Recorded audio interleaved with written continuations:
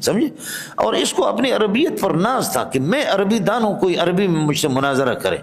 تو پیر میر علی رحمۃ اللہ نے فرمایا عربی میں مناظرہ ہوگا لیکن نظم میں ہوگا، نثر میں نہیں ہوگا، نظم میں کریں گے مناظرہ. اور فرمایا کہ جو آدمی تھوڑا سا یہ ہے کہ تامل سے کام لے لے گا اور اٹک جائے گا تو ہم کسی کو کلاشنکوف دیں گے، اس کو اڑاؤ، چاہے وہ میں ہوں یا آپ ہوں. تو قادیانی کی ٹٹی نکل گئی، وہ بھاگ گئے.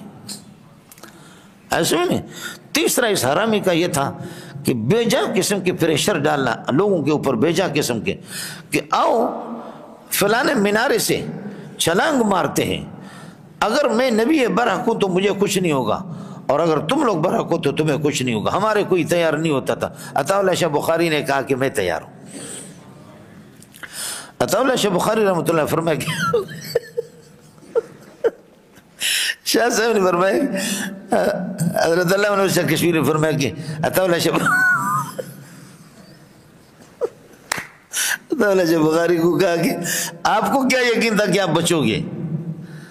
آپ نے قبول کر لیا، وہ بھاگ گیا، تو آپ کو کیا یقین تھا کہ آپ بچیں گے، کہ اوپر سے چھلانگ ماریں گے؟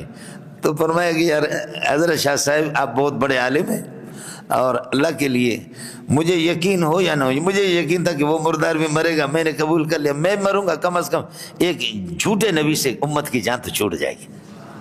مجھے یقین تھا کہ چلو میں تو پہلے یہ کہ بچ جاؤں گا، اور اگر میں نے کہا کہ اگر نہ بچوں میں بھی مروں، وہ مردار وہ بھی مر دے، وہ مردار بھی مر جائے، تو ایک جھوٹے نبی سے کم از کم کیا ہے امت کی جان چھوٹ جائے گی. اس خنزیر سے میری جان چھوڑا. آدمی بڑا استہزار تھا اس کو. تو اس لیے امیر شریعت کا لقب حضرت نے عطا اللہ شاہ بخاری نے علامہ شاہ کشمیری نے عطا اللہ شاہ بخاری کو امیر شریعت کا لقب انہوں نے دیا. امیر شریعت سے شاہ صاحب باقاعدہ مستند عالم نہیں تھے، حدیث کی کتابیں نہیں پڑھی تھی، موقوف علیہ پڑھی تھی، لیکن اللہ تعالیٰ نے یہ ہے کہ بہت اس سے دین کا کام لے لیا. سمجھے، وہ بھی پنجاب کے تھے، اور پنجاب کے ہمارے اور بھی بہت سے لوگ ہیں.